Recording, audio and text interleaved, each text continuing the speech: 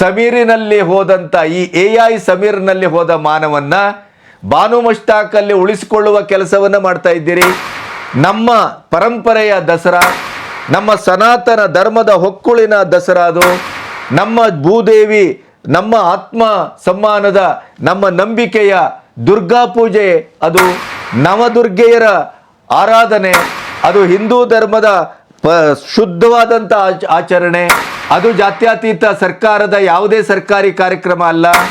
ಹಿಂದೂ ಧರ್ಮವನ್ನು ಎಷ್ಟು ನೀವು ಹಣಿತೀರಿ, ಹಿಂದೂ ಧರ್ಮದ ಮೇಲೆ ಎಷ್ಟು ಪ್ರಹಾರ ಮಾಡ್ತೀರಿ.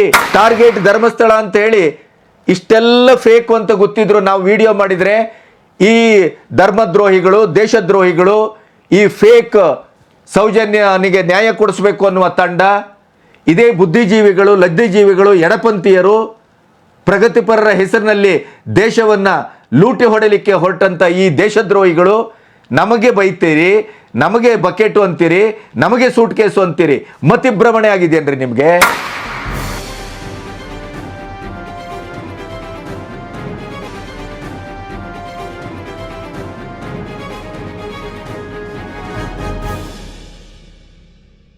ನಮಸ್ತೆ, ಬಿ ಗಣಪತಿ ನ್ಯೂಸ್ ಚಾನಲ್ಗೆ ಸ್ವಾಗತ. ಧರ್ಮಸ್ಥಳದ ಈ ಟಾರ್ಗೆಟೆಡ್ ನಕಲಿ ಹೋರಾಟಗಾರರ ಹೋರಾಟ ಕೊನೆಗೂ ಒಂದು ಕ್ಲೈಮ್ಯಾಕ್ಸ್ಗೆ ಬಂದು ನಿಂತಿದೆ. ಯಾವ ತಿಮರೋಡಿ ತನ್ನ ಆರ್ಭಟವನ್ನು ಧರ್ಮಸ್ಥಳದ ವಿರುದ್ಧ ಸೌಜನ್ಯನಿಗೆ ನ್ಯಾಯ ಸಿಗಬೇಕು ಅನ್ನುವ ಅಸ್ತ್ರವನ್ನು ಮುಂದಿಟ್ಟುಕೊಂಡು ಆ ಹೆಣ್ಣುಮಗಳ ಒಂದು ಭೀಭತ್ಸವಾದಂಥ ಕೊಲೆ ಮತ್ತು ಅತ್ಯಾಚಾರದ ಪ್ರಕರಣವನ್ನೇ ಇಟ್ಟುಕೊಂಡು ತಮ್ಮ ಬದುಕಿನ ಬುತ್ತಿಯನ್ನು ಹೇಗೆ ಕಟ್ಕೊಳ್ತಾ ಇದ್ರು ಈ ಲಫಂಗರು ಅನ್ನೋದನ್ನು SIT ಕೊನೆಗೂ ಬೆತ್ತಲುಗೊಳಿಸಿದೆ. ಬುರುಡೆ ಫೇಕು, ಬುರುಡೆ man fake, Sujata Bhat fake, ಸಮೀರಿನ AI ವಿಡಿಯೋ 100% ಫೇಕು. ಆಮೇಲೆ ಇದೇ ಮಾಸ್ಕ್ ಮ್ಯಾನ್ ಅಂತೇನಿದ್ನಲ್ಲ ಅವನನ್ನು 1.5-2 ವರ್ಷದಿಂದ ತಯಾರು ಮಾಡಿದ್ದರ ಬಗ್ಗೆ ಸಂಪೂರ್ಣ ಸಾಕ್ಷ್ಯಗಳು ಸಿಕ್ಕಿದವೆ. ಆ ಜಯಂತ್ ಟಿ ಅನ್ನುವಂಥ ಮನುಷ್ಯನಂತೂ ಬುರುಡೆ ತಂದುಕೊಟ್ಟವನೇ ಅವನು ಅನ್ನುವಂಥ ಅಧಿಕೃತ ಮಾಹಿತಿ ಬರ್ತಾ ಇದೆ. ಸುಜಾತಾ ಭಟ್ಟನ್ನು ದೆಹಲಿಗೆ ಕರ್ಕೊಂಡೋಗಿ ಅಲ್ಲಿ ಒಂದು ಕಾನ್ಸ್ಪಿರೆನ್ಸಿಯನ್ನು ಇಡೀಯದಾಗಿ ಅಲ್ಲಿ ಒಂದು ಷಡ್ಯಂತ್ರವನ್ನು ರೂಪಿಸಿದ್ದನ್ನು ತಾನೇ ಒಪ್ಕೊಂಡಿದ್ದಾನೆ. ಆಮೇಲೆ ತಿಮರೋಡಿಯವರ ಮನೆಯಲ್ಲೇ ಸಪ್ರೇಟ್ ರೂಮನ್ನು ಕೊಟ್ಟು ಈ ಮಾಸ್ಕ್ ಮ್ಯಾನನ್ನು ಉಳಿಸಿಕೊಂಡದ್ದ ಬಗ್ಗೆ ಸ್ವತಃ ಚಿನ್ನಯ್ಯನೇ ಒಪ್ಪಿಕೊಂಡಿದ್ದಾನೆ. ಅದರ ಜೊತೆಗೆ ಇದೇ ಜಯಂತ್ ಟಿ ಕೂಡ ಹೌದು ಅಲ್ಲೇ ಇದ್ದದ್ದು ಅನ್ನುವಂಥ ಮಾತನ್ನು ಆಡಿದ್ದಾನೆ. ಇದರ ಇಡೀ ಸ್ಕ್ರಿಪ್ಟು, ಕತೆ, ಚಿತ್ರಕಥೆ, ನಿರ್ದೇಶನ ಎಲ್ಲವೂ ಮಟ್ಟಣ್ಣ ಮತ್ತು ತಿಮರೋಡಿ ಇಬ್ಬರ ನೇತೃತ್ವದಲ್ಲಿ ನಡೆದಿದೆ ಅನ್ನೋದರ ಬಗ್ಗೆ SIT 90% ಮಾಹಿತಿಯನ್ನು ಕಲೆ ಹಾಕಿದೆ. ಸ್ವತಃ ಗೃಹ ಮಂತ್ರಿಗಳೇ ಹೇಳಿದ್ದಾರೆ 90% ಇವತ್ತು ತನಿಖೆ ಮುಗಿದಿದೆ, ಇನ್ನು 10% ಮಾತ್ರ ಬಾಕಿ ಇದೆ. ಧರ್ಮಸ್ಥಳವನ್ನು ಟಾರ್ಗೆಟ್ ಮಾಡಲಾಗಿದೆ. ಧರ್ಮಸ್ಥಳದ ಮೇಲೆ ಈ ರೀತಿಯ ಒಂದು ಪ್ರಕರಣ ಏನಿದೆ ಇದು ಷಡ್ಯಂತ್ರದ ಭಾಗ ಅಂತ ಬಹಳ ಸ್ಪಷ್ಟವಾಗಿ ಉಪಮುಖ್ಯಮಂತ್ರಿಗಳಾದಂಥ DK ಶಿವಕುಮಾರ್ ಹೇಳಿದ್ರು. 4 ಸಾರಿ ಹೇಳಿದ್ರು ಅವರು, ಷಡ್ಯಂತ್ರ ನಡೆದಿದೆ, ಷಡ್ಯಂತ್ರ ನಡೆದಿದೆ, ಷಡ್ಯಂತ್ರ ನಡೆದಿದೆ ಅಂತ. ಅವರ ಮಾತು 100ಕ್ಕೆ 100 ಸತ್ಯವಾಗ್ತಾ ಇದೆ. ಧರ್ಮಸ್ಥಳದಲ್ಲಿ ಸಾವಿರಾರು ಹೆಣಗಳನ್ನು ಹೂತಿದ್ದೇನೆ, ಇಲ್ಲ, ಅದು ಸುಳ್ಳು. ನನ್ನ ಹತ್ರ ಇದನ್ನು ಹೇಳಿಸಿದ್ದಾರೆ. ಆಮೇಲೆ ಇದೇ ಬುರುಡೆ ಮ್ಯಾನ್ SIT ಹತ್ರ ಯಾವ ರೀತಿ ಅಂದರೆ ಕೈಕಾಲು ಹಿಡ್ಕೊಳ್ತಾ ಇದ್ದಾನೆ, ಅಳುತ್ತಾ ಇದ್ದಾನೆ, ಗೋಗರಿತಾ ಇದ್ದಾನೆ. ನನ್ನನ್ನು ಯಾವುದೇ ಕಾರಣಕ್ಕೂ ಬಿಡಬೇಡಿ, ನನ್ನನ್ನು ರಕ್ಷಿಸಿ, ನೀವೇನಾದರೂ ನನ್ನನ್ನು ಹೊರಗಡೆ ಬಿಟ್ಟರೆ ಇದೇ ತಿಮರೋಡಿ ಗ್ಯಾಂಗ್ ನನ್ನನ್ನು ಕೊಲೆ ಮಾಡುತ್ತೆ, ಆದ್ದರಿಂದ ನನ್ನನ್ನು ರಕ್ಷಣೆ ಮಾಡಬೇಕು ನೀವು. ಈಗ ಮೊಬೈಲು ಸಿಕ್ಕಿದೆ, ಬಟ್ಟೆ ಬರೆಗಳೆಲ್ಲವೂ ಸಿಕ್ಕಿದೆ. ತಲೆಬುರುಡೆಯನ್ನು ಮೆಡಿಕಲ್ ಕಾಲೇಜಿನ ರಿಸರ್ಚ್ ಸೆಂಟರಿಂದ ತಂದದ್ದು ಅನ್ನೋದನ್ನು ಪಕ್ಕಾ ಆಗಿದೆ. ಅದಕ್ಕೆ ಅಂಟಿದ ಮಣ್ಣು ಧರ್ಮಸ್ಥಳದ ಮಣ್ಣಿಗೂ ಯಾವುದೇ ಸಂಬಂಧ ಇಲ್ಲ ಅನ್ನೋದು ಪಕ್ಕಾ ಆಗಿದೆ. ಒಂದೇ ಒಂದು ಧರ್ಮಸ್ಥಳದ ವೀರೇಂದ್ರ ಹೆಗ್ಗಡೆಯವರ ಕುಟುಂಬದ ಮೇಲೆ ಮಾಡಿದ ಆರೋಪಕ್ಕೆ ಒಂದೇ ಒಂದು ಸಾಕ್ಷಿಯೂ ಲಭ್ಯವಾಗಿಲ್ಲ. ಆದರೆ ಧರ್ಮಸ್ಥಳವನ್ನು ಟಾರ್ಗೆಟ್ ಮಾಡಿದ್ದು, ಧರ್ಮಸ್ಥಳದ ನಮ್ಮ ಶ್ರದ್ಧಾ ಭಕ್ತಿಯ ಕೇಂದ್ರವನ್ನು ಟಾರ್ಗೆಟ್ ಮಾಡಿದ್ದು, ಅಣ್ಣಪ್ಪನನ್ನು ಟಾರ್ಗೆಟ್ ಮಾಡಿದ್ದು, ಸ್ವತಃ ಹೆಗಡೆಯವರ ಕುಟುಂಬವನ್ನು ಟಾರ್ಗೆಟ್ ಮಾಡಿದ್ದು, ಅದಕ್ಕೆ ಸಾಕ್ಷ್ಯಗಳು ಒಂದಾದ್ರ ಮೇಲೆ ಒಂದು ಸಿಗ್ತಾ ಇದೆ. ನನಗೆ ಆಸ್ತಿಯೂ ಬೇಡ ಅಸ್ತಿಯೂ ಬೇಡ, ನನ್ನನ್ನು ಪ್ರವೋಕ್ ಮಾಡಿದ್ರು, ನನ್ನನ್ನು ಪಾತ್ರಧಾರನಾಗಿ ಸೃಷ್ಟಿ ಮಾಡಿದ್ರು, ಧರ್ಮಸ್ಥಳದ ಈ ಪ್ರಕರಣದಲ್ಲಿ ನನ್ನನ್ನು ಬಲಾತ್ಕಾರದಿಂದ ಒಳಗೆ ನುಗ್ಗಿಸಿದ್ರು ಅಂತ ಸುಜಾತ ಉಪಾಧ್ಯಾಯನೇ ಹೇಳಿದ್ದಾಳೆ. ಸುಜಾತ ಉಪಾಧ್ಯಾಯ ನೇರವಾಗಿ ಒಪ್ಕೊಂಡಿದ್ದಾಳೆ. ನನಗೀಗ ಏನೂ ಬೇಡ ಅನ್ನುವಂಥ ಮಾತನ್ನು ಆಡಿದ್ದಾರೆ. ಇದೇ ತಿಮರೋಡಿಯ ಆರ್ಭಟ, ಇದೇ ತಿಮರೋಡಿಯ ಸತ್ಯಕ್ಕಾಗಿ ಸತ್ಯಮೇವ ಜಯತೆ, ಸೌಜನ್ಯಗಳಿಗೆ ನ್ಯಾಯ ಕೊಡಿಸುವ ಹೋರಾಟ ಇಡಿ ಎಂಟ್ರಿ ಆಗಿದೆ. ಈ AI ಸಮೀರ ವೀರನ 9 ಗಂಟೆಗೂ ಹೆಚ್ಚು ಕಾಲ ಡ್ರಿಲ್ ನಡೆದಿದೆ. ಅವನ ಯೂಟ್ಯೂಬು, ಅವನ ವಿಡಿಯೋ, ಅವನ ಧ್ವನಿ, ಅವನ ಲ್ಯಾಪ್ಟಾಪು ಎಲ್ಲವನ್ನು ವಶಪಡಿಸಿಕೊಂಡು ಚೆಕ್ಕಿಂಗ್ ಆಗಿದೆ.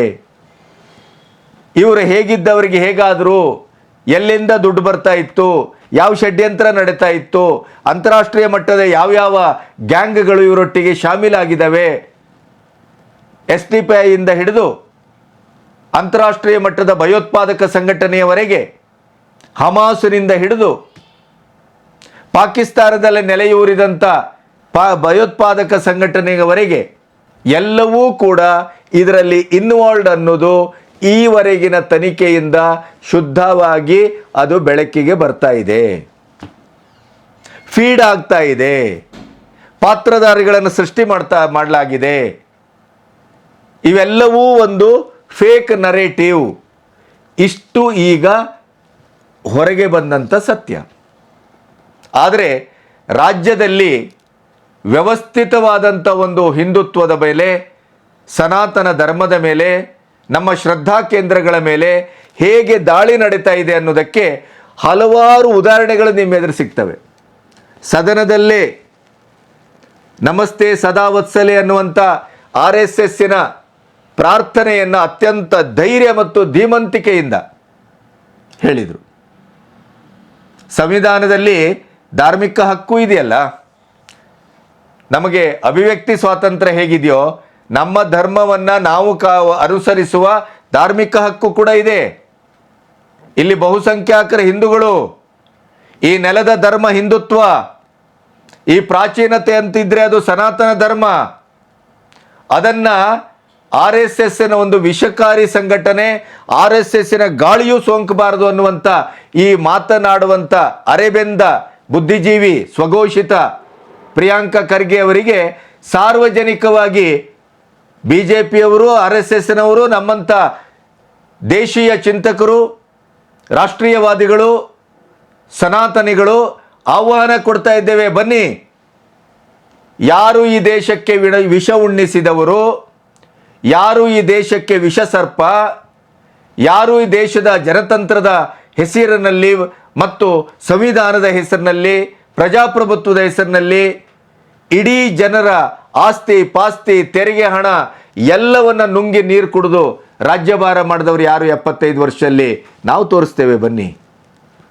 ತುರ್ತು ಪರಿಸ್ಥಿತಿಯನ್ನು ಹೇರಿದವರು ಯಾರು, ಸಂವಿಧಾನವನ್ನು ನಮಗೆ ಬೇಕಾದಾಗೆ ಬಳಸ್ಕೊಂಡವ್ರು ಯಾರು, ಈ ದೇಶದ ಎಲ್ಲ ಸಂಪತ್ತನ್ನು ಲೂಟಿ ಹೊಡೆದವ್ರು ಯಾರು, ಪಾಕಿಸ್ತಾನ ಇರ್ಬೋದು, ಚೈನಾ ಬಾರ್ಡರ್ ಇರ್ಬೋದು, ಅಂತಾರಾಷ್ಟ್ರೀಯ ಮಟ್ಟದ ಎಲ್ಲ ಸಮಸ್ಯೆಗಳನ್ನು ತಂದಿಟ್ಟವ್ರು ಯಾರು, 370ಯನ್ನು ಹಾಕಿ ಕಾಶ್ಮೀರದ ನಮ್ಮ ಇಡೀದಾದಂಥ ಒಂದು ಭಾರತದ ಒಂದು ಶಿಖರವನ್ನು, ಭಾರತದ ಒಂದು ಇಡೀದಾದಂಥ ಒಂದು ಮುಖವನ್ನು, ಕಂಠವನ್ನು ಕತ್ತರಿಸಿದವರು ಯಾರು, ಇವೆಲ್ಲ ಮಾತಾಡೋಣ ಬನ್ನಿ. ಪ್ರಿಯಾಂಕಾ ಖರ್ಗೆ ಅವರೇ, ಈ ದೇಶಕ್ಕೆ ಮಾಡಿದ 10 ಕೆಲಸ RSS ಮಾಡಿದ ಒಳ್ಳೆ ಕೆಲಸ ಇದ್ರೆ ಕೊಡಿ ಅಂದ್ರಲ್ಲ, 10 ಏನು 100 ಕೊಡ್ತೇವೆ, ಕಮಾನ್. ಆದರೆ ನಿಮ್ಮ ಅಜೆಂಡಾ ಏನು ಗೊತ್ತಾ? ಈಗ ನೋಡಿ, ಅವರು RSSನ ಆ ಪ್ರಾರ್ಥನಾ ಗೀತೆಯನ್ನು ಹೇಳಿದ್ದಕ್ಕೆ ಪಕ್ಷದಲ್ಲಿ ಒತ್ತಡ ತಂದು ಮಾಡದ ತಪ್ಪಿಗೆ ನಾನು ಕ್ಷಮೆಯನ್ನು ಕೇಳ್ತಾ ಇದ್ದೇನೆ ಅಂತ DK ಅವರು ಕ್ಷಮೆ ಕೇಳಬೇಕಾಯ್ತು. 1 ಪಾಯಿಂಟ್. ಎರಡನೇದು, ಸಮೀರಿನಲ್ಲಿ ಹೋದಂಥ ಈ AI ಸಮೀರ್ನಲ್ಲಿ ಹೋದ ಮಾನವನ್ನ ಬಾನು ಮಸ್ತಾಕಲ್ಲಿ ಉಳಿಸಿಕೊಳ್ಳುವ ಕೆಲಸವನ್ನು ಮಾಡ್ತಾ ಇದ್ದೀರಿ. ನಮ್ಮ ಪರಂಪರೆಯ ದಸರಾ, ನಮ್ಮ ಸನಾತನ ಧರ್ಮದ ಹೊಕ್ಕುಳಿನ ದಸರಾ, ಅದು ನಮ್ಮ ಭೂದೇವಿ, ನಮ್ಮ ಆತ್ಮ ಸಮ್ಮಾನದ, ನಮ್ಮ ನಂಬಿಕೆಯ ದುರ್ಗಾ ಪೂಜೆ, ಅದು ನವದುರ್ಗೆಯರ ಆರಾಧನೆ, ಅದು ಹಿಂದೂ ಧರ್ಮದ ಶುದ್ಧವಾದಂಥ ಆಚರಣೆ, ಅದು ಜಾತ್ಯತೀತ ಸರ್ಕಾರದ ಯಾವುದೇ ಸರ್ಕಾರಿ ಕಾರ್ಯಕ್ರಮ ಅಲ್ಲ. ಧಾರ್ಮಿಕ ಸ್ವಾತಂತ್ರ್ಯ ನಮಗೂ ಇದೆ. ಹೇಗೆ ಬೇರೆ ಮತಧರ್ಮಗಳಿಗೆ ಹೇಗೆ ಆ ಸ್ವಾತಂತ್ರ್ಯ ಇದೆಯೋ ಅದು ನಮಗೂ ಇದೆ. ನಮಗೂ ಆಚರಣೆ ಹಕ್ಕಿದೆ, ವಿಧಿವಿಧಾನ ಇದೆ, ಸಂಪ್ರದಾಯ ಇದೆ. ಆ ಸಂಪ್ರದಾಯಕ್ಕೆ ನೀವು ಒಗ್ಗಿಕೊಂಡ್ರೆ ನಮ್ದು ಯಾವುದೇ ಆಕ್ಷೇಪಗಳಿಲ್ಲ. ಹಿಂದೂ ಧರ್ಮವನ್ನು ಎಷ್ಟು ನೀವು ಹಣಿತೀರಿ, ಹಿಂದೂ ಧರ್ಮದ ಮೇಲೆ ಎಷ್ಟು ಪ್ರಹಾರ ಮಾಡ್ತೀರಿ, ಟಾರ್ಗೆಟ್ ಧರ್ಮಸ್ಥಳ ಅಂತ ಹೇಳಿ ಇಷ್ಟೆಲ್ಲ ಫೇಕು ಅಂತ ಗೊತ್ತಿದ್ರು ನಾವು ವಿಡಿಯೋ ಮಾಡಿದರೆ ಈ ಧರ್ಮದ್ರೋಹಿಗಳು, ದೇಶದ್ರೋಹಿಗಳು, ಈ ಫೇಕ್ ಸೌಜನ್ಯನಿಗೆ ನ್ಯಾಯ ಕೊಡಿಸ್ಬೇಕು ಅನ್ನುವ ತಂಡ, ಇದೇ ಬುದ್ಧಿಜೀವಿಗಳು, ಲದ್ದಿಜೀವಿಗಳು, ಎಡಪಂಥೀಯರು, ಪ್ರಗತಿಪರರ ಹೆಸರಿನಲ್ಲಿ ದೇಶವನ್ನು ಲೂಟಿ ಹೊಡೆಯಲಿಕ್ಕೆ ಹೊರಟಂಥ ಈ ದೇಶದ್ರೋಹಿಗಳು ನಮಗೆ ಬೈತೀರಿ, ನಮಗೆ ಬಕೆಟು ಅಂತೀರಿ, ನಮಗೆ ಸೂಟ್ ಕೇಸು ಅಂತೀರಿ. ಮತಿಭ್ರಮಣೆ ಆಗಿದೆಯೇನ್ರಿ ನಿಮಗೆ? ಇಷ್ಟೆಲ್ಲ ಸುಳ್ಳುಗಳ ಸಂತೆಯ ಇಲ್ಲಿ ಕಣ್ಣೆದ್ರೆ SIT ಮೂಲಕ ಬಂದಿದೆಯಲ್ಲ, ಕಾಂಗ್ರೆಸ್ ಸರ್ಕಾರವೇ ಮಾಡಿದ್ದು, BJP ಅಲ್ಲ. ಆದರೂ ನಮ್ಮ ಮೇಲೆ ಮುಗಿಬೀಳ್ತೀರಲ್ರಿ. ಹೊಟ್ಟೆಗೆ ಏನು ತಿಂತೀರಿ ಅಂತ ನಮ್ಮನ್ನು ಕೇಳ್ತೀರಲ್ರಿ, ನೀವೇನು ತಿಂತೀರಿ ಅಂತ ನಾನು ಕೇಳ್ತೇನೆ.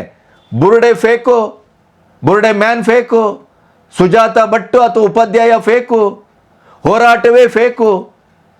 ಎಲ್ಲ ಅಂತಾರಾಷ್ಟ್ರೀಯ ಮಟ್ಟದ ಜೆಹಾದಿ ಸಂಘಟನೆಗಳು, ಭಯೋತ್ಪಾದಕ ಸಂಘಟನೆಗಳು, ಮತಾಂತರಿಗಳು ಕೊಟ್ಟ ದುಡ್ಡಿನಲ್ಲಿ ಮನೆ ಕಟ್ತೀರಿ, ಕಾರ್ ತಗೊಳ್ತೀರಿ, ಬಂಗ್ಲೆ ಕಟ್ಕೊಳ್ತೀರಿ, ಐಷಾರಾಮಿ ಜೀವನ ನಡೆಸ್ತೀರಿ. ಮಾನ ಮರ್ಯಾದೆ ಇದೆಯಾ ನಿಮಗೆ? ಭಿಕ್ಷೆ ಬೇಡ್ರಿ ಹೋಗಿ. ಈ ಮಟ್ಟಣ್ಣ ತಿಮರೋಡಿ ಗ್ಯಾಂಗ್ ಹೋಗಿ ಬೀದಿಯಲ್ಲಿ ಭಿಕ್ಷೆ ಬೇಡ್ರಿ. ಇಂಥ ದರಿದ್ರ ಸಮಾಜಕ್ಕೆ ಮನಸ್ಸನ್ನು, ಧರ್ಮವನ್ನು, ಸ್ನೇಹವನ್ನು, ಸಂಬಂಧವನ್ನು ಒಡೆಯುವ ಕೆಲಸವನ್ನು ಯಾಕೆ ಮಾಡ್ತೀರಿ? SIT ತನಿಖೆಯ ಸತ್ಯದ ಆಧಾರದ ಮೇಲೆ ನಾವು ಮಾತಾಡಿದರೆ ನಮ್ಮನ್ನು ಧರ್ಮಸ್ಥಳ ಹೆಗಡೆಯವರು ಎಷ್ಟು ದುಡ್ಡು ಕೊಟ್ಟರು ಅಂತ ಕೇಳ್ತೀರಿ. ಧರ್ಮಸ್ಥಳ ನಮ್ಮ ಟಾರ್ಗೆಟ್ ಅಲ್ಲ ಅಂತೀರಿ, ಮತ್ತೆ ಧರ್ಮಸ್ಥಳ ಅಣ್ಣಪ್ಪನನ್ನು ಟಾರ್ಗೆಟ್ ಮಾಡ್ತೀರಿ, ಮಂಜುನಾಥನನ್ನು ಟಾರ್ಗೆಟ್ ಮಾಡ್ತೀರಿ, ಅದನ್ನು ಗುಂಡುಕಲ್ಲು ಅಂತ ಕರಿತೀರಿ. ಇದೇ ತಿಮರೋಡಿಯ ಫೋನ್ ಸಂಭಾಷಣೆಯನ್ನು ಎದುರಿಟ್ಟಿದ್ದೇವೆ ನಿಮಗೆ. ಆಮೇಲೆ SIT ಕೂಡ ಎಂಥ ಒಂದು ಅದ್ಭುತ ನಂಬಿಕೆ ಅಂತಂದರೆ, ಮುಸುಕುದಾರಿ ಅಲ್ಲೇ ತಿಮರೋಡಿ ಮನೆಗೆ ಹೋಗ್ತಾನಲ್ಲ, ಬೆಳಗಿಂದ ಅಗೆತ, ಬೆಳಗಿಂದ SIT ಒಟ್ಟಿಗೆ ಸಂಜೆ ಹೋಗಿ ಅಲ್ಲಿ ಮಲಗೋದು. ತಿಮರೋಡಿಯನ್ನು ಅರೆಸ್ಟ್ ಮಾಡ್ಲಿಕ್ಕೆ ಬಂದಾಗ ಅವನನ್ನು ಹೊರಗಡೆಯಿಂದ ಬಾಗ್ಲಾಕಿ ಅವ ಮೂತ್ರ ಶಂಕೆಯಾಗಿ ಕೊನೆಗೆ ತಡ್ಕೊಳ್ಳಿಕ್ಕಾಗದೆ ಕಿಟಕಿಯಲ್ಲಿ ಮೂತ್ರ ಮಾಡ್ದ ಅನ್ನೋದು ಈಗ ಹೊರಗೆ ಬರ್ತಾ ಇರುವ ಸತ್ಯ. ಅಂದರೆ ಈ ನಕಲಿ ಗ್ಯಾಂಗು, ಈ ನಿರ್ದೇಶನ ಮಾಡಿದಂಥ ಈ ಟಾರ್ಗೆಟ್ ಧರ್ಮಸ್ಥಳ ಸಿನಿಮಾ ಮಾಡ್ಲಿಕ್ಕೆ ಹೊರಟವರು, ನಮ್ಮ ಶ್ರದ್ಧಾ ಭಕ್ತಿ ಕೇಂದ್ರವನ್ನು ಸಂಪೂರ್ಣವಾಗಿ ಧ್ವಂಸ ಮಾಡಲಿಕ್ಕೆ ಹೊರಟಂಥ ಪಟಿಂಗರು, ಅಂಥವರ ಮನೆಯಲ್ಲಿ, ಆ ನೀಚರ ಮನೆಯಲ್ಲಿ ಇವತ್ತು ಪ್ರೊಟೆಕ್ಟಿವ್ ಆ್ಯಕ್ಟಲ್ಲಿ ಅವನ ಮುಖವನ್ನು ಮರೆಮಾಚಿಕೊಂಡು ಅವನನ್ನು ಸುರಕ್ಷಿತವಾಗಿ ಇಡಬೇಕು ಅಂತ ಹೇಳಿದಂಥ ನೀವು ಏನು ಆಜ್ಞೆ ಮಾಡಿದಂಥ ಕೋರ್ಟನ್ನು, ಇಡೀ ನ್ಯಾಯಾಂಗವನ್ನೇ ನೀವು ಧಿಕ್ಕರಿಸಿದ್ರಲ್ರಿ. ನ್ಯಾಯಾಂಗದ ಒಂದು ಏನು ವರ್ಡಿಕ್ಟ್ ಇತ್ತು ಅಥವಾ ಆದೇಶ ಏನಿತ್ತು, ಅವನನ್ನು ರಕ್ಷಿಸಬೇಕು. ಅವನನ್ನು ಯಾಕೆ ಕಸ್ಟಡಿಯಲ್ಲಿ ತಗೊಂಡು ರಕ್ಷಿಸಲಿಲ್ಲ ನೀವು? ತಿಮರೋಡಿ ಮನೆಯಲ್ಲಿ ಯಾಕೆ ಇಟ್ರಿ? ತಿಮರೋಡಿ ಮನೆಗೆ ಹೋಗ್ಲಿಕ್ಕೆ ಯಾಕೆ ಬಿಟ್ರಿ? ಸಪೋಸ್ ಅವನಿಗೆ ವಿಷಪ್ರಾಶನ ಏನಾದರೂ ಆಗಿದ್ರೆ, ಅವನು ಇದನ್ನೇ ಹೇಳಿದನಲ್ಲ, ನನ್ನನ್ನು ಕೊಲೆ ಮಾಡುವ ಸಂಚು ಇದೆ. ಒಮ್ಮೆ ಅವನೇನಾದರೂ ಕೊಲೆ ಆಗಿ ಸತ್ತೋಗಿ SITಯಲ್ಲಿ ಲಾಕಪ್ ಡೆತ್ ಅಂತ ಆಗಬಹುದಿತ್ತು ಒಂದು. ಎರಡನೇದು, ಅವನೇನಾದರೂ ಆ ಥರದ ದುರಂತಕ್ಕೀಡಾಗಿ ಅದನ್ನು ಹೆಗಡೆಯವ್ರ ಕುಟುಂಬದ ಮೇಲೆ ಹಾಕಿ ಇಡೀ ರಾಜ್ಯವನ್ನು ರೊಚ್ಚಿಗೆಬ್ಬಿಸಿ ಬಾಂಗ್ಲಾದ ರೀತಿ ಅವರಿಗೊಂದು ಜನಕ್ರಾಂತಿ ಮಾಡುವಂಥ ಭಾಳ ದೊಡ್ಡ ಸಂಚಿತ್ತು ಅನ್ನೋದನ್ನು ಚಿನ್ನಯ್ಯ ಬಾಯಿ ಬಿಟ್ಟಿದ್ದಾನೆ. SIT ಕೂಡ ನೋಡಿ ಎಷ್ಟು ಮೈಮರೆತಿದೆ ಅಂತ. ಇದು ಕೋರ್ಟ್ ಆಜ್ಞೆಯ ಸ್ಪಷ್ಟ ಉಲ್ಲಂಘನೆ. ಅವನನ್ನು ಆ ತಿಮರೋಡಿ ಅವ್ರ ಮನೆಯಲ್ಲಿ ಹೇಗಿಟ್ರು ಅನ್ನೋದು, ಬುರುಡೆ ತಂದವನನ್ನು ಅರೆಸ್ಟ್ ಮಾಡಿಲ್ಲ, ಎಲ್ಲಿಂದ ತಂದೆ ಅಂತ ಕೇಳಲಿಲ್ಲ, ಕಾನೂನು ಪ್ರಕಾರ ಆ ಪ್ರೊಸೀಜರನ್ನೇ ಮಾಡಿಲ್ಲ, ಅವನನ್ನು ಬೇಕಾಬಿಟ್ಟು ಮೇಯ್ಲಿಕ್ಕೆ ಬಿಟ್ಟದ್ದು. ಏನೋ ಧರ್ಮಸ್ಥಳದ ಮಂಜುನಾಥನ ಅಣ್ಣಪ್ಪನ ಕೃಪೆ ಇದು. ಅದಲ್ಲದೆ ಇದ್ದರೆ ಇದೇ ಚಿನ್ನಯ್ಯನನ್ನು ಏನಾದರೂ ಮಾಡಬಾರ್ದನ್ನು ಮಾಡಿ ಕೊಂದು, ಆ ಕೊಂದು ಪಾಪವನ್ನು ತಿಂದು ಪರಿಹಾರ ಮಾಡುವ ಬದಲು ಅದನ್ನು ಹೆಗಡೆಯವರ ಹಣೆಗೆ ಮೆತ್ತಿಸುವ ಕೆಲಸವನ್ನು ಮಾಡ್ತಾ ಇದ್ರು ಇವರು. ಅಂದರೆ ಈ ರಾಜ್ಯದಲ್ಲಿ ಇವತ್ತು ನಮ್ಮಂಥ ಒಂದು ಆಸ್ತಿಕರ ಆರಾಧ್ಯ ಮಹೋತ್ಸವವಾದಂಥ ದಸರಾ ಉದ್ಘಾಟನೆಗೆ ನೀವು ಭಾನು ಮಸ್ತಾಕನ್ನ ಕರಿತೀರಿ. ಅವರು ಭುವನೇಶ್ವರಿಯನ್ನೇ ವ್ಯಂಗ್ಯ ಮಾಡ್ತಾರೆ, ಭುವನೇಶ್ವರಿಯನ್ನೇ ತಿರಸ್ಕಾರ ಮಾಡ್ತಾರೆ. ಅರಿಶಿನ ಕುಂಕುಮ ಇದನ್ನ ಭುವನೇಶ್ವರಿಗೆ ಮೆತ್ತಿಸಿ ಅವರನ್ನ ಆರಾಧ್ಯವಾಗಿ ಅಲ್ಲಿ ಕೂಡ್ರಿಸಿ ನಮ್ಮಂತ ಅಲ್ಪಸಂಖ್ಯಾತರು ಕನ್ನಡ ಭಾಷೆಯನ್ನ ಮಾತಾಡದೇ ಇದ್ದಾಗ ಮಾಡಿದ್ದೀರಿ ಅನ್ನುವಂತ ಉದ್ದಟತನದ ಹೇಳಿಕೆಯನ್ನ ಕೊಡ್ತಾರೆ. ಭುವನೇಶ್ವರಿಯನ್ನ ಧಿಕ್ಕರಿಸಿದವರು ನಮ್ಮ ಚಾಮುಂಡೇಶ್ವರಿಯನ್ನ ಪುರಸ್ಕರಿಸ್ತಾರೆ ಅಂತ ಯಾರಿಗೆ ನಮ್ಮ ಹೇಳ್ತೀರಿ ನೀವು? ಯಾವ್ಯಾವೆಲ್ಲ ದೃಷ್ಟಿಯಲ್ಲಿ ನೀವು ಹಿಂದೂ ಧರ್ಮದ ನೆಲೆಯನ್ನ, ಸನಾತನದ ನೆಲೆಯನ್ನ ಹೊಡೆಲಿಕ್ಕೆ ಹೊರಟಿದ್ದೀರಿ ಕಾಂಗ್ರೆಸ್ಸಿಗರು? ಹೇಳಿ ನೋಡೋಣ. ಇದೇ ಸಮೀರು, ನಜ್ಮಾ ನಜೀರ್ ಚಿಕ್ಕನೇರಳೆ, ನಿಮ್ಮದೇ ಪಕ್ಷದ ಯುವ ಮೋರ್ಚಾದ ಮುಖಂಡು, ಅವಳು ನಾಯಕಿ, ಜನತಾದಳದಿಂದ ಇಲ್ಲಿಗೆ ಶಿಫ್ಟು. ಅವಳ ನೇತೃತ್ವದಲ್ಲಿ ಸೇಂದಿಲ್ ಅವರನ್ನ ಇದೇ ಸಮೀರ್ರನ್ನ ಭೇಟಿ ಆಗ್ತದೆ, ಒಟ್ಟು ಅಲ್ಲಿ ಕಾನ್ಫರೆನ್ಸ್ ನಡೀತದೆ. ಇದು ಏನನ್ನ ಹೇಳುತ್ತೆ? ಇದು ನಿಮ್ಮ ಕಾಂಗ್ರೆಸ್ಸಿನ ಯುವ ಮುಖಂಡರ ನೇತೃತ್ವದಲ್ಲಿ ಸೇಂದಿಲ್ ನಿಮ್ಮ ಕಾಂಗ್ರೆಸ್ಸಿನ ಮುಖಂಡ ಸಮೀರ್ನ ಭೇಟಿ, ಇಲ್ಲೊಂದು ಕಡೆ SIT ತನಿಖೆ. ಮತ್ತು ಈಗೇನು ಹೇಳ್ತೀರಿ? BK ಹರಿಪ್ರಸಾದ್ RSSನ ಮಹಾನಾಯಕರ 2 ಜನರ ಸಂಘರ್ಷದ ಪರಿಣಾಮವೇ ಧರ್ಮಸ್ಥಳವನ್ನು ಹರಾಜು ಹಾಕ್ಲಿಕ್ಕೆ ಕೊಟ್ಟಿದೆ. ಮತ್ತೆ RSSನ ಮೇಲೆ ಹಿಂದುತ್ವ ಟಾರ್ಗೆಟು, ಹಿಂದೂ ಭಯೋತ್ಪಾದಕತೆ 26/11 ತರಲಿಕ್ಕೆ ಹೊರಟಿದ್ರಲ್ಲ ನೀವು. ಇಡೀ ಪಾಕಿಸ್ತಾನದ ಪ್ರಾಯೋಜಿತ ಭಯೋತ್ಪಾದಕರನ್ನ ಹಿಂದೂ ಭಯೋತ್ಪಾದಕತೆ, ಹಿಂದೂ ಭಯೋತ್ಪಾದಕರು ಅಂತ ಚಿತ್ರಿಸಿ ಕೊಟ್ಟಿದ್ರಿ. ಆಗಲಿಲ್ಲ ನಿಮ್ಮ ಹತ್ರ. ಕಲ್ಮಾವನ್ನು ಓದು ಅಂತ ಹೇಳಿ 26 ಜನರನ್ನ ಹೊಡೆದ್ರಲ್ಲ, ಅದನ್ನು ಕೂಡ ಬೇರೆ ರೀತಿಯಲ್ಲಿ ತಿರ್ಚಲಿಕ್ಕೆ ಹೊರಟಿದ್ರಿ ನೀವು ಈ ಸಮೀರ್ನಂತವನ್ನ ಇಟ್ಕೊಂಡು. ಹಾಗಾದ್ರೆ ನಿಮ್ಮನ್ನ ಒಟ್ಟು ಅಜೆಂಡಾ ಏನು? ಭುವನೇಶ್ವರಿಯನ್ನೇ ತಿರಸ್ಕಾರ ಮಾಡ್ತಾರೆ ಅವರು. ನಮ್ಮ ಕನ್ನಡದ ಧ್ವಜವನ್ನು ತಿರಸ್ಕಾರ ಮಾಡ್ತಾರೆ. ಆ ಧ್ವಜದಲ್ಲಿ ಕುಂಕುಮ ಅರಿಶಿನ ಅಂತ ಹೇಳ್ತಾರೆ. ಹೆಣ್ಮಕ್ಕಳನ್ನ ದೇವಿಯಾಗಿಸಿ ಹೆಣ್ಮಕ್ಕಳ ಸ್ವಾತಂತ್ರ್ಯವನ್ನು ಕಳೆದಿದ್ದೀರಿ. ಹೆಣ್ಮಕ್ಕಳ ಮೇಲೆ ಇದು ಏನು ನೀವು ಹಿಂಸೆ ಮಾಡ್ತೀರಿ ಅನ್ನುವಂಥ ಮಾತನ್ನು ಭಾನು ಮಸ್ತಾಕ್ ಹೇಳ್ತಾರಲ್ಲ. ಇವರ ಧರ್ಮದಲ್ಲಿ ಈ ಹೆಣ್ಣುಮಕ್ಕಳಿಗೆ ಕನಿಷ್ಠ ಮಟ್ಟದಲ್ಲಿ ದರ್ಗಾಕ್ಕೆ ಹೋಗಿ ನಮಾಜ್ ಮಾಡಲಿಕ್ಕಿದೆಯಾ? ಈಗ ಮೋದಿಯವರು ಬಂದ ನಂತರ ತಲಾಖನ್ನು ತೆಗೆದ್ರು. ಇಲ್ಲದೇ ಇದ್ದರೆ ಆ ತಲಾಖಿನ ಇಡೀ ಪ್ರೊಸೀಜರು, ಆ ತಲಾಖನ್ನು ಕೊಟ್ಟಂಥ ಗಂಡನನ್ನು ಮತ್ತೆ ಮದುವೆ ಆಗಬೇಕು ಅಥವಾ ಮತ್ತೆ ಅವನೊಟ್ಟಿಗೆ ಬದುಕಬೇಕು ಅಂತಂದರೆ ಅದರ ಮಧ್ಯೆ ಇರುವಂಥ ಧಾರ್ಮಿಕ ಆಚರಣೆಗಳು, ಹೆಣ್ಮಕ್ಕಳನ್ನು ಬಹಳ ಪುರಸ್ಕಾರ ದೃಷ್ಟಿಯಲ್ಲಿ ಹೆಣ್ಮಕ್ಕಳಿಗೆ ಬಹಳ ಸ್ವಾತಂತ್ರ್ಯದ ಔನ್ನತ್ಯವನ್ನು ಕೊಡ್ತಾ ಇದೆಯಾ? ಹಿಂದೂ ಧರ್ಮದಲ್ಲಿ ಗಾರ್ಗೆ ಅಂತವರಿದ್ದರು. ಸ್ವತಂತ್ರ ಪೂರ್ವದಲ್ಲಿ ಝಾನ್ಸಿ ರಾಣಿ ಲಕ್ಷ್ಮೀಬಾಯಿ ಯಾರು? ಅಬ್ಬಕ್ಕ ಯಾರು? ನಮ್ಮಲ್ಲಿ ಸಾಹಿತಿಗಳಿರಲಿಲ್ವಾ? ಸಂತರಿರಲಿಲ್ವಾ? ಅಕ್ಕಮಹಾದೇವಿ ಇರಲಿಲ್ವಾ? ಯಾರಿರಲಿಲ್ಲ? ಎಲ್ಲಿ ಧರ್ಮದ ನಂಬಿಕೆಗಳಿತ್ತೋ ಅವತ್ತೇ ಚಾರ್ವಾಕ ಅದರನ್ನು ಇಡೀಯದಾಗಿ ಆದ್ಯಂತವಾಗಿ ಮತಿಸುವಂಥ ಒಂದು ಪ್ರಾಜ್ಞರ ಗುಂಪನ್ನು ಇದೇ ಧರ್ಮ ಹುಟ್ಟುಹಾಕಿದ್ದು. ನಾವು ಈ ನೆಲದಲ್ಲಿ ತಾಯಿಯನ್ನು ಕಂಡೆವು, ನಾಡಿನಲ್ಲಿ ತಾಯಿಯನ್ನು ಕಂಡೆವು.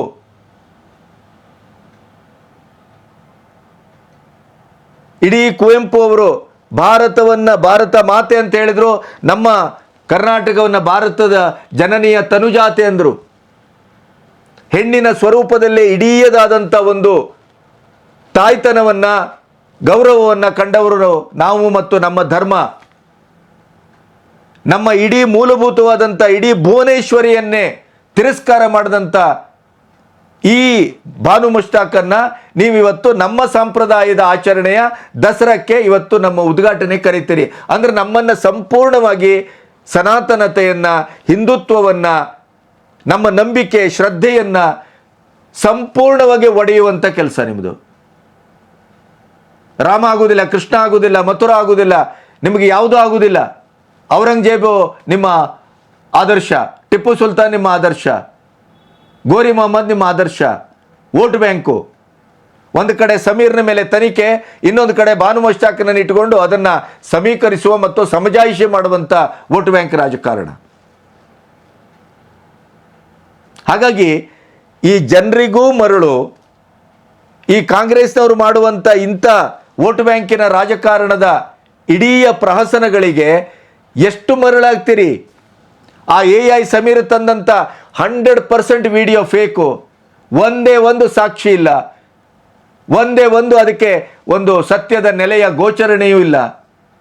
ಅದನ್ನು ನಂಬ್ತೇವೆ ನಾವು. ಈ SIT ತನಿಖೆ ತರ್ಕಬದ್ಧವಾಗಿ ಇಡೀ ತಿಮುರೋಡಿಯ ಫೇಕು, ಮಟ್ಟಣ್ಣ ಅವನು ಯಾವನೋ ರೌಡಿ, ಅವನು ಮದನ್ ಬುಗುಡಿ,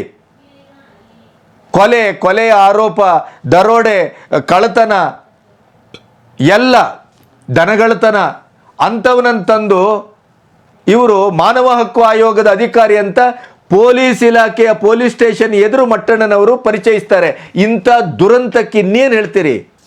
ನಾವು ಮಾತಾಡಿದ್ರೆ ನಮ್ಮ ಮೇಲೆ ಮುಗಿ ಬೀಳ್ತೀರಿ. ನಿಮ್ಗೆ ಹೆಂಡತಿ ಇಲ್ವಾ, ಮಕ್ಕಳಿಲ್ವಾ? ನಿಮ್ಮನೆ ಹೆಂಗಸರ ಮೇಲೆ ಆದ್ರೆ ಅತ್ಯಾಚಾರ ಆದ್ರೆ ಗೊತ್ತಾಗ್ತಿತ್ತು. ನಾವು ಸೌಜನ್ಯನ ಪರ. ಅತ್ಯಾಚಾರ ಆದಂಥ ಹೆಣ್ಣು ಮಕ್ಕಳಿಗೆ ನ್ಯಾಯ ಸಿಗಬೇಕು ಅನ್ನೋದಕ್ಕೆ ನಾವು 100ಕ್ಕೆ 100 ನಮ್ಮ ಹೋರಾಟ ಸಿದ್ಧವಾಗಿದೆ. ನಾವು ಅದರ ಪರವಾಗೇ ಇದ್ದೇವೆ. ಆದರೆ ತಿಮುರೋಡಿ ಅಂತ, ಮಟ್ಟಣ್ಣನಂತ, ಈ ಸಮೀರ್ನಂತ, ಜಯಂತನಂತ ಇಂಥ ತಿರ್ಬೋಕಿಗಳು ಇದ್ದಾರಲ್ಲ, ನಕಲಿ ಗ್ಯಾಂಗು, ಹೊಟ್ಟೆಪಾಡಿಗೆ ಧರ್ಮಸ್ಥಳವನ್ನು, ಹೆಗಡೆಯವರನ್ನು, ನಮ್ಮ ನಂಬಿಕೆಯನ್ನು, ಶ್ರದ್ಧೆಯನ್ನು, ಸನಾತನತೆಯನ್ನು ಬಲಿ ಹಾಕಿ ತಾವು ಆರಾಮಾಗಿರಬೇಕು ಅಂತ ಹೊರಟಂಥ ಈ ನಕಲಿಗಳು ಇವತ್ತು SIT ಎದುರು 100% ಬೆತ್ತಲಾಗ್ತಾ ಇದ್ದಾರೆ. ಅದನ್ನೇ ಹೇಳಿದರೆ ನೀವು ನಮ್ಮ ಮೇಲೆ ಮುಗಿ ಬೀಳ್ತೀರಿ. ಸ್ವಲ್ಪ ಸತ್ಯವನ್ನು ಅರ್ಥ ಮಾಡ್ಕೊಳ್ಳಿ. ಸಮಾಜವನ್ನು, ಸಮುದಾಯವನ್ನು, ನಮ್ಮ ಪ್ರಾಚೀನತೆಯನ್ನು, ನಮ್ಮ ಅಸ್ಮಿತೆಯನ್ನು, ನಮ್ಮ ಧರ್ಮವನ್ನು, ನಮ್ಮ ಸನಾತನತೆಯನ್ನು ಯಾವ ರೀತಿ ಟಾರ್ಗೆಟ್ ಮಾಡ್ತಾ ಇದ್ದಾರೆ ಅನ್ನೋದನ್ನು ಮುಟ್ಟಾಳ ಹಿಂದೂಗಳೇ ಸ್ವಲ್ಪ ಅರ್ಥ ಮಾಡ್ಕೊಳ್ಳಿ. ಪ್ರತಿ ಒಂದು ಕಡೆ ನಮ್ಮನ್ನು ಮೆಟ್ಲಾಗ್ತಾ ಇದೆ. ಅಣ್ಣಪ್ಪ ಸ್ವಾಮಿ ದೇವಗುಲ ಆಯಿತು, ತಿರುಪತಿ ಆಯಿತು, ಶನಿಶಿಂಗಣೇಶ್ವರ ಆಯಿತು, ರಾಮ ಆಯಿತು, ಕೃಷ್ಣ ಆಯಿತು, ಜ್ಞಾನವ್ಯಾಪಿ ಆಯಿತು. ಈಗ ಇಲ್ಲಿ ದಸರಾಕ್ಕೂ ಕೈ ಹಾಕಿದ್ದಾರೆ. ಅದರ ಜೊತೆ ಧರ್ಮಸ್ಥಳದ ಹೆಸರಿನಲ್ಲಿ ನಾವೇ ತನಿಖೆ ಮಾಡಿದ್ದು, ನಾವೇ SIT ರಚನೆ, ನಾವೇ ಈಗ ಅವ್ರದ್ರ ಒಂದು ಕೊಳೆಯನ್ನು ತೊಳೆಲಿಕ್ಕೆ ಹೊರಟವರು. ಹೌದು, ಕಾಂಗ್ರೆಸ್ಸಿನ ಸರ್ಕಾರ SIT ಮಾಡಿದ್ರಿಂದ, ನಿಷ್ಪಕ್ಷಪಾತವಾದ ತನಿಖೆಯನ್ನು ಮುಂದುವರಿಸಿದ್ರಿಂದ ಈ ನಕಲಿ ಗ್ಯಾಂಗಿನ ಅಸಲಿಯತ್ತು ಹೊರಗೆ ಬಂತು. ಒಪ್ಕೊಳ್ತೇವೆ ನಾವು. ಆದರೆ ಅದರಲ್ಲೂ ಮತ್ತು ರಾಜಕೀಯ ಮಾಡಬೇಡಿ. RSSನ ಮೇಲೆ, BJP ಮೇಲೆ, BJPಯಲ್ಲಿ 2 ಗುಂಪು, ಒಂದು ವಿರೋಧ, ಒಂದು ಪರ. ಅದರಿಂದಲೇ ಆಯಿತು. ನೀವೇನು ಮಾಡಿದ್ದೀರಿ? ನಮ್ಮ ಶ್ರದ್ಧಾ ಕೇಂದ್ರಗಳ ಬಗ್ಗೆ, ದತ್ತಪೀಠದ ಬಗ್ಗೆ ಏನು ಮಾಡಿದಿರಿ? ಈಗ ದಸರಾ ನಾವು ಏನಾದರೂ ಮುಸ್ಲಿಮರನ್ನು ಕರೆದಿದ್ದಕ್ಕೆ ಮುಸ್ಲಿಮರನ್ನು ಕರೆಯಬಾರದು ಅಂತ ಯಾರಾದರೂ ವಾದಿಸಿದ್ದಾರಾ? ನಿತ್ಯೋತ್ಸವದ ಕವಿಯನ್ನು ಕರೆದಾಗ ನಾವು ಒಕ್ಕೊರಲಿನಿಂದ ಕೈ ಮುಗಿದು ಸ್ವಾಗತಿಸಿಲ್ವೇ? ನಿಸಾರ್ ಅಹ್ಮದ್ರನ್ನ, ಶರೀಫರನ್ನು ನಾವು ಆರಾಧಿಸುವುದಿಲ್ವೇ? ಸರಾಫ್ ಅಂತಿದ್ರಲ್ಲ, ಸುತಾರ ಅಂತಿದ್ರಲ್ಲ, ಮಹಾಮೇಧಾವಿ, ಒಂದು ಧರ್ಮ ಸಾಮರಸ್ಯದ ಸಂಕೇತವಾಗಿ ಹೇಗೆ ಬದುಕಬೇಕು ಅನ್ನೋದಕ್ಕೆ ಒಂದು ಚಿರಂತನ ಉದಾಹರಣೆ. ಆ ಸುತಾರ ಅವರನ್ನು ಕಾಲಿಗೆ ಕೈ ಮುಗಿದು ನಾವು ಒಪ್ಪಿಕೊಳ್ಳಿಲ್ವಾ? ಬಿಸ್ಮಿಲ್ಲಾ ಖಾನನ್ನು ಒಪ್ಕೊಳ್ಳಿಲ್ವಾ?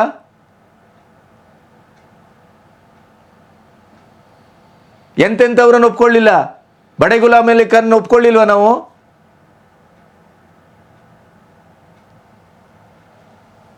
ಇತ್ತೀಚೆಗೆ ಕಣ್ಮರೆಯಾದಂಥ ತಬಲಾ ಮಾಂತ್ರಿಕ ಜಾಕಿರ್ ಹುಸೇನ್ ಅವರನ್ನ ಇಡೀ ಕುಟುಂಬವನ್ನು ಒಪ್ಕೊಳ್ಳಿಲ್ವಾ ನಾವು? ಏನು ಮಾಡ್ತೀರಿ? ಏನು ಮಾತಾಡ್ತೀರಿ? ಆದರೆ ಬಾನು ಮುಷ್ತಾಕ್ ಅವರಂಥವರನ್ನ ಇವತ್ತು ನಮ್ಮ ನಂಬಿಕೆಯ, ಶ್ರದ್ಧೆಯ ನೆಲೆಯಾದಂಥ ಚಾಮುಂಡೇಶ್ವರಿಯ ಒಂದು ಆರಾಧನೆ, ಅದು ಧಾರ್ಮಿಕ ಆರಾಧನೆ, ಅದಕ್ಕೆ ತಂದು ನೀವು ತಳಕಾಕಿ ಕುಂಕುಮ ಇಲ್ಲ, ಮುಡಿಯಲ್ಲಿ ಹೂವಿಲ್ಲ, ಭುವನೇಶ್ವರಿಯನ್ನೇ ಎಡಗಾಲಲ್ಲಿ ತುಳಿಯುವಂಥ ದುಷ್ಟತನ, ದಾಷ್ಟ್ಯ, ನಮ್ಮ ಕರ್ನಾಟಕದ ಇದನ್ನು ಏನು ಒಂದು ಬಾವುಟವನ್ನೇ ಅರಿಶಿನ ಕುಂಕುಮ ಅಂತ ಅದನ್ನು ಧಾರ್ಮಿಕ ಮನೋಭಾವದಲ್ಲಿ ನೋಡುವ ಹಿಂದುತ್ವದ ಚಿಹ್ನೆಯಾಗಿ ಕಾಣುವಂಥ ಕುತ್ಸಿತತೆ, ಇಂಥ ಮನೋಭಾವದವರನ್ನು ತಂದು ನೀವು ಕೊನೆಗೂ ದಸರಾವನ್ನು ಕಲುಷಿತಗೊಳಿಸ್ತಾ ಇದ್ದೀರಿ, ಅವಮಾನ ಮಾಡ್ತಾ ಇದ್ದೀರಿ, ಆ ಪರಂಪರೆಗೆ ಕಪ್ಪು ಚುಕ್ಕೆಯನ್ನು ಇಡ್ತಾ ಇದ್ದೀರಿ ಅಷ್ಟೇ. ಅವ್ರು ನಮ್ಮ ಮೂರ್ತಿ ಪೂಜೆಯನ್ನು ಒಪ್ತಾರಾ? ಚಾಮುಂಡೇಶ್ವರಿ ಕಾಲಿಗೆ ಕೈ ಮುಗಿತಾರಾ? ಚಾಮುಂಡೇಶ್ವರಿ ಆರತಿಯನ್ನು ತೆಗೆದುಕೊಳ್ತಾರಾ? ಭುವನೇಶ್ವರಿಯನ್ನೇ ಕರ್ನಾಟಕದ ಅಧಿದೇವತೆ, ನಾಡದೇವತೆ, ನಮ್ಮ ಅಸ್ಮಿತೆಯ ಸಂಕೇತ, ಅದನ್ನೇ ಧಿಕ್ಕರಿಸಿದಂಥವರನ್ನೇ ಇವತ್ತು ನೀವು ದಸರಾ ಮಹೋತ್ಸವದ ಉದ್ಘಾಟನೆಗೆ ತರ್ತೀರಿ. ಬರ್ಗೂರು ತಂದ್ರಲ್ಲ, ಅವರು ದೀಪ ಹಚ್ಚಲಿಕ್ಕೆ ಕೇಳಲಿಲ್ಲ, ಅಂಥವ್ರನ್ನ ಹುಡುಕಿ ತರ್ತೀರಿ. ಅನಂತನಾಗ್ ವರ್ಜ್ಯ ನಿಮಗೆ. ನಮ್ಮ ಧರ್ಮ, ಸಂಸ್ಕೃತಿ, ಮಹಾಪುರುಷರು, ನಮ್ಮ ಅಸ್ಮಿತೆ ಇದನ್ನೆಲ್ಲ ಬಾಯಿಗೆ ಬಂದ ಹಾಗೆ ಬೊಗಳುವ ಮತ್ತು ಅದನ್ನು ತಿರಸ್ಕರಿಸುವ ಹಂಸಲೇಖ ಆಗುತ್ತೆ ನಿಮಗೆ. ಹಂಸಲೇಖನಕ್ಕಿಂತ ಅನಂತನಾಗ್ ಕಳಪೆ ಆಗ್ಬಿಟ್ರ? ತುಲನೆ ಮಾಡೋಣವಾ? ಅಂದರೆ ಟೋಟಲಿ ಕರ್ನಾಟಕದಲ್ಲಿ ಧರ್ಮಸ್ಥಳವನ್ನು ಇಟ್ಟುಕೊಂಡು ಎಲ್ಲ ಚಟುವಟಿಕೆಗಳನ್ನು ಗಮನಿಸ್ತಾ ಹೋದರೆ ಅದರ ಆಶಯ ಏನು, ಅದರ ನಿಜವಾದಂಥ ಗುರಿ ಏನು ಅಂದರೆ ಸನಾತನತೆ ಮತ್ತು ಹಿಂದುತ್ವವನ್ನು ಒಡೆಯುವುದು. ಅದೇ ಗುರಿ. ಪ್ರತಿಯೊಂದು ಎಲ್ಲೆಲ್ಲಿ ಸಿಗುತ್ತೋ ಅಲ್ಲಲ್ಲಿ ಅದನ್ನು ಹೊಡೆಯುವುದು. RSSನ ಪ್ರಾರ್ಥನೆಯನ್ನು ಅವರು ಅಲ್ಲಿ ತಂದರು, ಅದಕ್ಕೀಗ ಕ್ಷಮೆ ಕೇಳುವ ಮೂಲಕ ಆ ಪ್ರಾರ್ಥನೆಗೆ ಅವಮಾನ ಮಾಡೋದು, RSSನ ಟಾರ್ಗೆಟ್ ಮಾಡೋದು.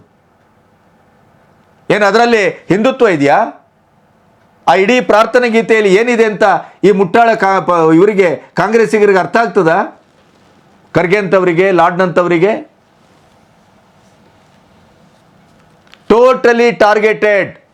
ಸನಾತನ ಧರ್ಮ, ಹಿಂದುತ್ವ, ನಮ್ಮ ಶ್ರದ್ಧಾ ಭಕ್ತಿಯ ಮಹೋತ್ಸವಗಳು, ಆಚರಣೆಗಳು, ನೆಲೆಗಳು ಸಂಪೂರ್ಣವಾಗಿ ಟಾರ್ಗೆಟ್ ಮಾಡ್ತಾ ಇದ್ದಾರೆ, ನೆನಪಿಡಿ. ಅದಕ್ಕೆ ಇದೇ ಎಡಪಂಥೀಯರನ್ನ, ಬುದ್ಧಿಜೀವಿಗಳನ್ನ, ಜೆಹಾದಿಗಳನ್ನ ವೋಟ್ ಬ್ಯಾಂಕಿನ ಕಾರಣಕ್ಕಾಗಿ ಸಾಕ್ತಾ ಇದೆ ಕಾಂಗ್ರೆಸ್ಸು. ಸಮೀರಿಗೆ ಜಾಮೀನು ಕೊಡಿಸ್ತವ್ರು ಯಾರು? ಅವರು ಕಾಂಗ್ರೆಸ್ಸಿನ ಯಾವ ಹುದ್ದೆಯಲ್ಲಿದ್ದಾರೆ? ವಕೀಲರು.